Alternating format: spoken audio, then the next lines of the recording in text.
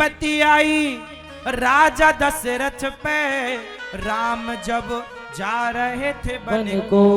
विपत्ति आई राजा दशरथ पे, राम जब जा रहे थे वन को। न देना दोष कैकई को, न देना दोष कैकई को।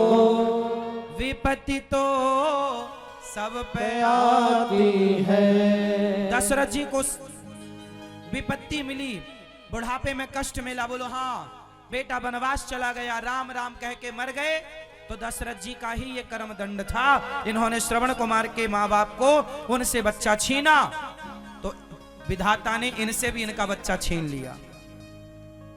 बोलो हाँ, इन्होंने श्रवण को मारा, तो विधि के विधान ने इनसे भी इनके बच्चे को।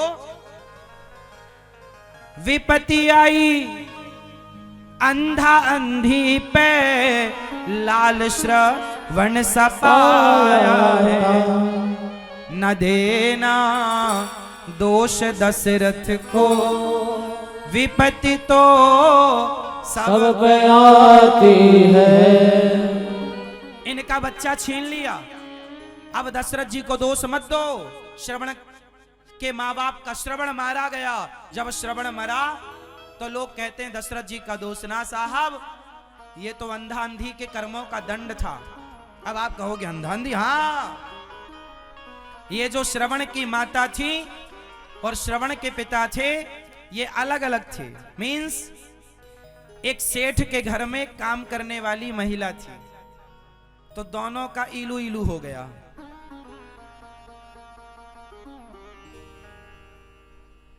और जब हुआ तो क्या हुआ, उस महिला के पति ने राजा से शिकायत कर दी कि हमारी पत्नी इसके घर काम करने जाती थी और इसने हमारी पत्नी को फंसा लिया। तो दरबार में राजा के गए। राजा ने कहा क्यों तुमने इसकी पत्नी को फंसाया? पत्नी को बुलाया।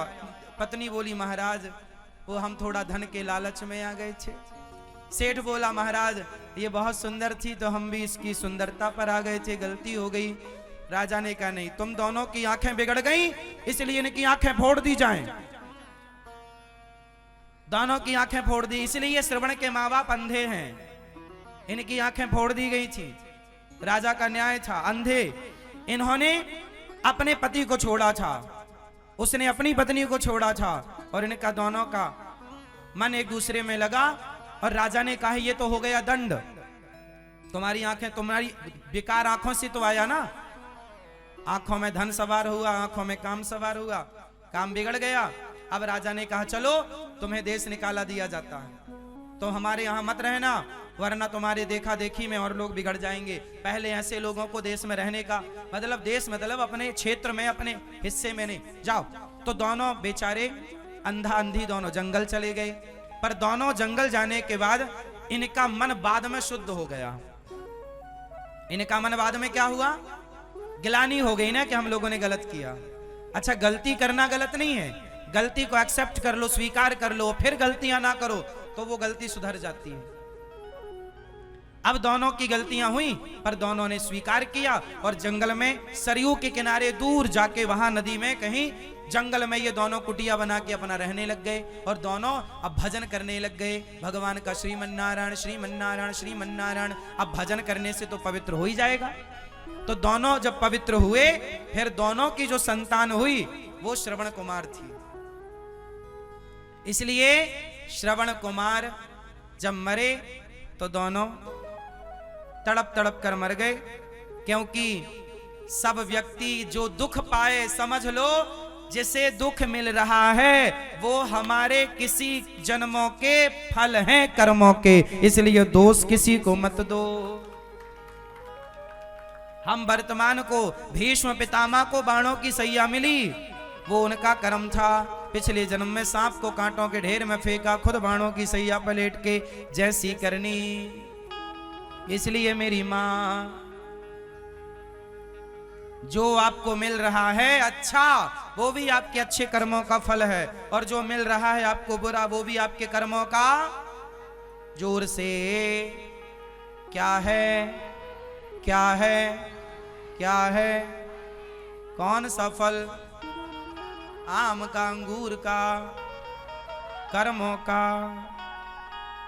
आपको सुख मिल रहा है कि दुख? दुख है ना, ये तुम्हारा ही फल है, भोगो। किससे दुख मिल रहा है? पति से, बच्चों से, समाज से। इसलिए आप अपने आप को मजबूत बनाइए, और आप पर कोई अत्याचार कर रहा है, आप देखिए कि क्या सही है क्या गलत है। बाकी जो मिल रहा है वो कर्म है, लेकिन आप कुछ अपना बचाव कर सकते हैं अपने विवेक से, अपनी बुद्धि से। राम को 14 साल का वनवास मिला, बोलो हाँ, किसका फल था ये? जोर से, कर्मों का। राम जी ने कौन सा गलत काम किया? हाँ, राम जी से भी एक बार कुछ गलतियां हुई। क्या? नारद जी का मन हुआ हमारी शादी हो जाए, मेरी शादी करवाओ, मेरी शादी करवाओ। नारद जी का मन हुआ मेरी शादी कराओ। हे भगवान, आप अनुरूप देव प्रभु मोही। नारद जी ने क्या किया? प्रभु आप अपना रूप दे दो। तो भगवान ने कौन सा वाला दे दिया? जोर से, जोर से। नारद जी को बंदर वाला दे दिया। अब बंदर की कोई शादी? विश्व मोहिनी माला पहनाने वाली विश्व मोहिनी ने देखा ही बंदर आया। अब तो बंदर की तरफ देखा नहीं, तब तक भगवान आए, और वो विश्व मोहिनी साक्षात लक्ष्मी थी। भगवान नारायण को विवाह हो गया। और जब नारद जी को पता चला कि मेरे को बंदर बनाया, तो नारद जी ने श्राप दिया था भगवान को। क्या दिया? क्या दिया? कि जैसे मैं पत्नी के लिए तड़प रहा था, ऐसे आप भी मनुष्य बनेंगे और पत्नी के लिए तड़पेंगे, रोएंगे। और जैसे मुझे बंदर बनाया, आपको भी बंदरों का सहयोग लेना पड़ेगा। इसलिए राम को भी 14 साल का वनवास था, वो भी उनके ही कर्मों का उन्हें श्राप था। नारद जी, ये तो लीला थी, मूल रूप से क्या है? ये लीला है, लेकिन है तो कुछ कारण। क्योंकि बिना कार्य के कारण, बिना कारण के कोई कार्य, कोई कारण था, इसलिए वो कार्य हुआ। तो आपके जीवन में यदि दुख आया है तो कोई कारण, कोई कारण होगा। किस किस को बात समझ में आ गई?